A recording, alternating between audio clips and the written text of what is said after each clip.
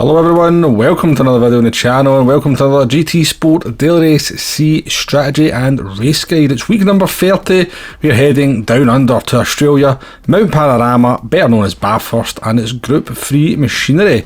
So as we fly over this world famous circuit, up over the mountain and back down again towards the chase, let's take a look at the detailed settings. We have 9 laps to get around, tyre wear is at times 7, fuel is at times 2, tyres are soft and medium. Mandatory will be both of them, 99.9% certain. All your other things are as you would expect. BOP is on, damage is none. PD, give us some damage. Rolling start and slipstream is real. A little bit disappointing. This is a pretty decent combo in all fairness, Group 3 at Bathurst, but we did do this about 5 months ago with exactly the same settings with the soft and medium tyres and exactly the same multipliers. A little bit of shame that they've not taken Group 3 at Bathurst and given us some different settings. That's one of the beauties of Gran Turismo Sport in my opinion. You can take the same car category, the same track, but very much change the dynamic of the race by sort of mixing the settings up. Unfortunately that is not the case here. Now there is one significant change from last time out that could possibly alter the way this race plays out just a little bit, and we'll be covering that just a little bit later on in the video.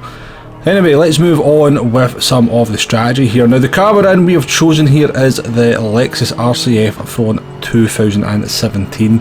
Now we will go through some of the cars I think will be dominant here. Certainly they were last time a little bit later in the video.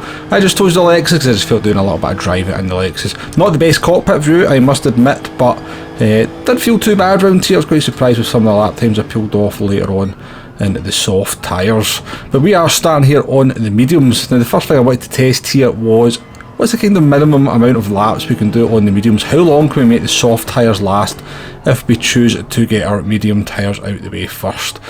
Now there is no doubt with the mandatory tyres and the longer pit stops now that starting on the harder of the two compounds is definitely the most popular strategy. So we jump forward here to lap number 3, and this is where we're actually going to pit from our medium tyres on to the soft tyres. We'll get an idea of that pit loss and the fuel, and always with Bathurst it should give you lots of warning. Be very careful on the pit entry. It's very easy to go on a little bit too hot, understeer wide and end up on that wall of shame to the right hand side there. In time trial mode, when you're again doing your sort of lap practice, your qualifying practice, you can practice doing pit stops as well. I would advise doing some practice on the pit stops because it's extremely embarrassing if you end up in that wall, and if you hit that wall then try to drive into the pits, it will reset you to the start finish straight and you have to do an additional lap as well, and basically your race is over. So do practice that pit entry. Now for the pit stop, it's 17 seconds you will lose on the track. Now this is the big change I was talking about a little bit earlier in the video. Used to be an absolute ridiculous pit loss at Bathurst in Group 3. It was just about 4 seconds before the changes to the pit stops. It's now a much more sensible 17 seconds, and I think that will play an impact on the race strategy, which I'll discuss a little bit later on when we go through all the information that we've garnered over the course of the video. So let's jump forward here to lap number 9 or lap number 6 on our soft tyres and see how they're looking. Are these soft tyres holding up? Are they surviving? And the question, or the answer to that question, is yes they do. They actually hold up not too bad at all. Obviously a good bit of the fuel was burned off after 3 laps, so the car is a little bit lighter when we move on to the soft tyres, but I had no trouble getting 6 laps out of the soft tyres here. I'm going to be perfectly honest with you, I think you could pit at the end of lap number 2 on your mediums and certainly get 7 laps out of the soft tyres if you were really find yourself struggling in the traffic, particularly over the mountain stage here. Unfortunately our last lap is ruined here by the AI cars that we caught up with, so the last lap here is not going to be representative, but I can assure you that the car did not feel too bad at all on the 6 laps here. Just taking a sort of closer look at that tyre wear, you can see it is the right rear that is doing the most work. Maybe around about 35 to 40% wore in there after 6 laps. So again, I do think it'd be possible to get 7 laps out of the soft tyres if you're doing it as your second stint, but I find the optimal will be more like a kind of 3 medium 6 soft split. Okay then, let's move on to starting on the soft tyres and see what kind of tyre life longevity we can get out of them when we have the full fuel. So we're going to jump forward here right to lap number 5. You can see the lap time's fairly consistent. Laps 2, 3 and 4 all within a couple of tenths of each other. Actually lap 4 coming in as our fastest lap. So the soft tyres sort of holding up not too badly as we get through 4 laps. But I think you've got a bit of a decision to make at the end of lap number 5 if you start on the soft tyres, because it kind of falls in between laps 5 and 6. Now I'm going to carry on here onto lap number 6 because I thought the tyre performance was still pretty decent, but you're going to see a little bit later on the lap that the soft tyres are going to start giving up, and it actually cost us a fair bit of time. So it's a difficult one to call at the end of lap number 5. Do you come in for your mediums, or do you sort of do that extra lap number 6? So it's going to depend on your car, going to depend on your driving style, depend how confident again you are driving on the soft tyres. Again, maybe come down to whether you're on the pad or the wheel. As a pad runner, probably going to be slightly more likely to favour the 5-4 split. So you can see we come into the chase here, sorry, Forest Elbow onto the chase. We get a massive amount of oversteer as we try and get the throttle down, light up those rear tyres. The grip wasn't there anymore, and it's going to compromise our exit and our speed all the way down the straight here for lap number 6.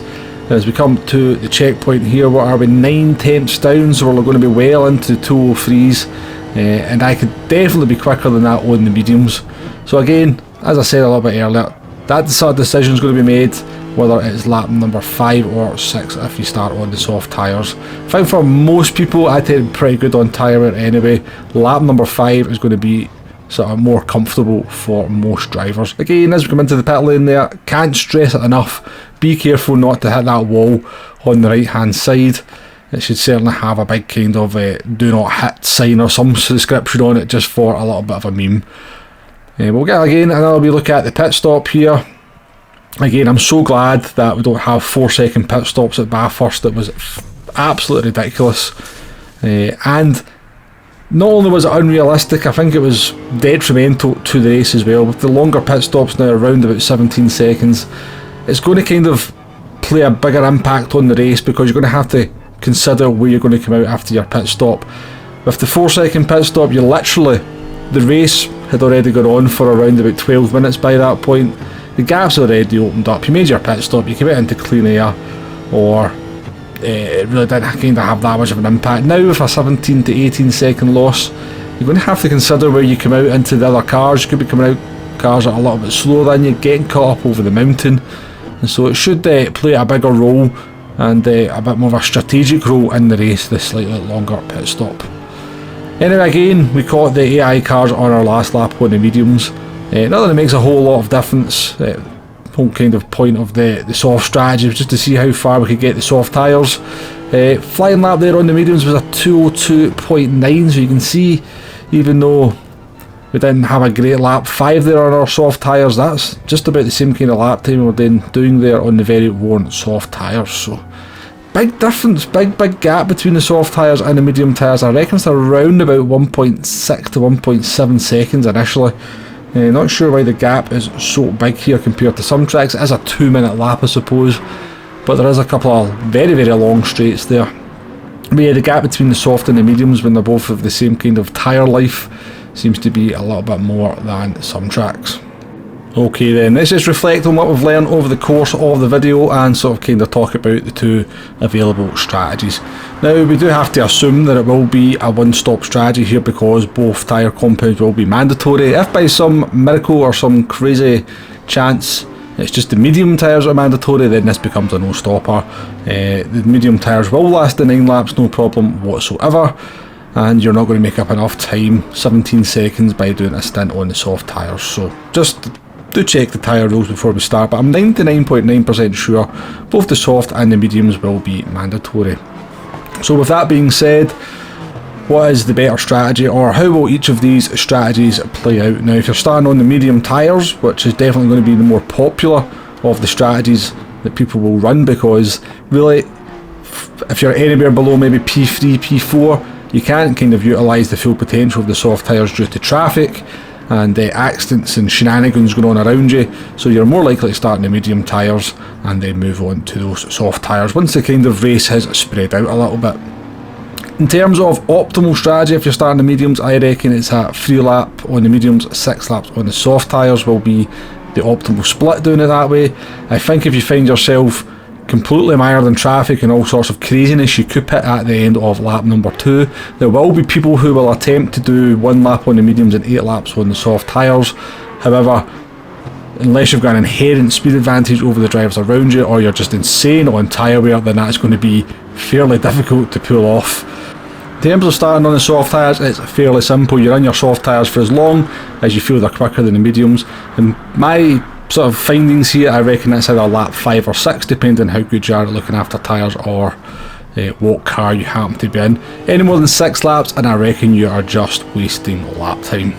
But that's the strategy covered. Hopefully there's been some helpful stuff in there. Let's finish off the video with a lap of Mount Panorama in the Lexus RCF 2017 model. We've got the brake balance set at +1. We are heading towards turn number 1. You're looking for between the 100 and the 50 metre board. I kind of brake just around a bit in between them. Down into second gear, avoid the curb on the inside, that can upset the car, give you a little bit of oversteer, make it a little bit harder for you to get on the throttle. That is kind of a little bit of a theme of Bathurst, is that the curbs can be a little bit ropey. So coming up to turn number 2 here, 100 metre board as a reference. Just after the 100 metre you can brake, get the car into the camber of the corner to bring it around, but avoid the curb on the inside. That will cause the car to possibly over rotate. And up towards the start of the mountain we come now. Very, very tricky here. So all about really threading the needle of the car through the mountain. So you're full throttle through this right hander here. It's the slightest little lift in 4th gear. Just get the car onto the curb there to bring it round. Feels so good if you can just get it right. I kind of blind the left-hander here. Again, you're just ferring the throttle, threading the car through the mountain here. Again, very easy to run wide into this very fast left-hander. You'll see people having accidents here. Then down the mountain we come. It's just kind of gradually scrubbing the speed off the car, coming down through the gearbox, just about getting the rhythm of the car.